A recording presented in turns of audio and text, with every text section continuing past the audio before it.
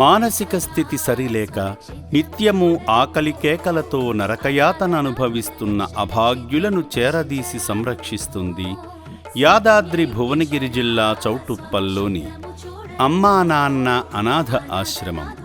మానవదేవుళ్లారా, అనాథుల అన్నదానానికి అవసరమైన బియ్యము, కూరగాయలు, కిరాణా సామగ్రిని దయతో అందించి ఆదుకోండి.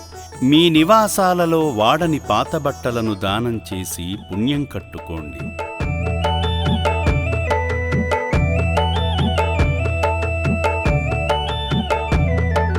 కరుణించే దేవుడమ్మో శంకరుడు, కనికరమే చూపునే శంకరుడు. కరుణించే దేవుడమ్మో శంకరుడు, కనికరమే చూపునే శంకరుడు.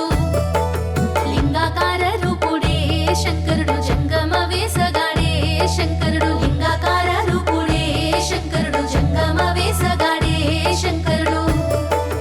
మతి తప్పి తిరిగేటి మతిలేని వారికి గతి ఏదో కనరాక తిరుగాడే జీవులకి. మతి తప్పి తిరిగేటి మతిలేని వారికి గతి ఏదో కనరాక తిరుగాడే. ఏలూరు దగ్గర పాతపెదపాడు అనే గ్రామం అండి, పశ్చిమ గోదావరి జిల్లా అండి. మా నాన్నగారు అట్లూరి సీతారామయ్య గారు, నా పేరు మోదుకూరి భాగ్యలక్ష్మి అండి. మా అమ్మగారు అట్లూరి సామ్రాజ్యం అండి. మాది పాతపెదపాడు గ్రామం అండి. మా నాన్నగారు అట్లూరి సీతారామయ్య గారండి. ఆయన 2022 జూన్ 15వ తారీఖున శివైక్యం పొందినారు. వారి పేరు మీదుగా అన్నదానం చేయడానికి ఈ ఆశ్రమానికి నేను మొట్టమొదటిగా 2023 జూలై 22వ తారీఖున వచ్చి చేశానండి.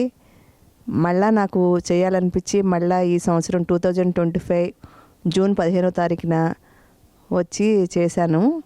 చాలా సంతోషంగా, చాలా ఆనందంగా అనిపించిందండి. ఇది అనాథాశ్రమం అని చెప్తున్నారు కానీ అనాథాశ్రమము కాదు నా దృష్టిలో అయితే. వాళ్ళు అనాథలు ఎందుకు అవుతారండి? 650 మందిలో వాళ్ళు ఉన్నప్పుడు వాళ్ళు అనాథలు కారు. వాళ్ళకి అమ్మ, నాన్న, అక్క, చెల్లి, అన్న, తమ్ముడు అందరు ఇక్కడే ఉన్నారు. ఇంకా మనకి ఇద్దరో ఒకళ్ళోనే ఉంటారు, అన్నో లేకపోతే అక్క అలానే ఉంటారు. కానీ వాళ్ళకి అందరూ ఉన్నారు. అందరూ ఉన్నప్పుడు వాళ్ళు అసలు అనాథలు కారు. కాకపోతే కొన్ని ప్రాబ్లమ్స్ వల్ల వాళ్ళు అనాథలుగా ఉండాల్సి వచ్చింది అంతే. అందుకని నాకు సాయం చేయాలనిపించి, నాకు చేతనైన సాయం చేసి వాళ్ళకి అన్నదానం చేయాలనిపించి చేశానండి. అలానే చాలామంది ఇలాంటి మంచి కార్యక్రమంలో పాల్గొని చేయాలని కూడా కోరుకుంటున్నానండి. మా ఫ్యామిలీ మెంబర్స్ని ఇంకా తీసుకురావాలనుకున్నానండి. ఎందుకంటే మనం పిల్లల బర్త్డేలకి వాటికి చాలా డబ్బులు ఖర్చు పెడతాం.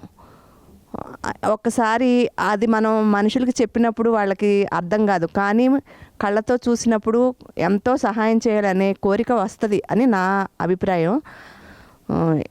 అందరూ కూడా ఈ ఆశ్రమం గురించి తెలుసుకుని ఇంకా ఆ అనాథలకి తమ వంతు ఒక్కొక్కళ్ళైనా భోజనం అందిస్తే బాగుంటుందని కోరుకుంటున్నానండి. హాయ్ సార్, నేను మామూలుగా మా పెద్దమ్మ చెప్తూ ఉంటారు అనాథాశ్రమం గురించి. నేను ఇది ఇప్పుడే రావడం ఫస్ట్ టైము. అంతకుముందు మా పెద్దమ్మ చెప్పిన దానికి ఇప్పటికీ చాలా డెవలప్ అయింది. నేను అసలు వాళ్ళని చూసి వాళ్ళ అనాథల్లా అనుకోలేదు. అంత నీట్గా మెయింటైన్ చేస్తున్నారు అంతా కూడా. నేను అసలు ఇక్కడికి వచ్చిన తర్వాత అనుకున్నాను, మేము ఎన్నో పార్టీలకి వీటికని ఖర్చు పెడతాం కానీ అనాథలకి డొనేట్ చేస్తే మంచిదని అనుకున్నాను.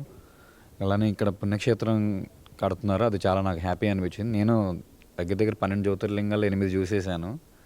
అవన్నీ ఇక్కడ ఒక దగ్గరే ఉండడం కూడా చాలా సంతోషంగా అనిపిస్తుంది నాకు. ఆ దేవస్థానం కూడా త్వరగా పూర్తయ్యి వీళ్ళకి కూడా కొంచెం ఆయనే భగవంతుడి దగ్గరుండి అంతా చూసుకుంటారని ఆశిస్తున్నాను.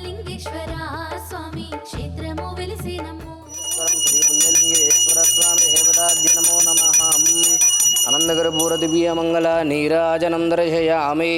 పార్వతీపతయే హర హర మహాదేవ శంభో శంకర నమః శివార్పణమస్తు.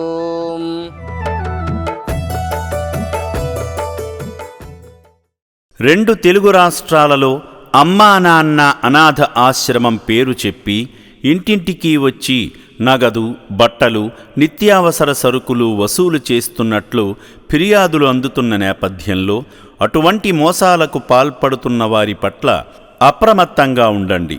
ఈ ఆశ్రమ సభ్యులెవరూ రోడ్లపైన లేదా ఇంటికి వచ్చి సేవల పేరుతో డబ్బులు వసూలు చేయరు.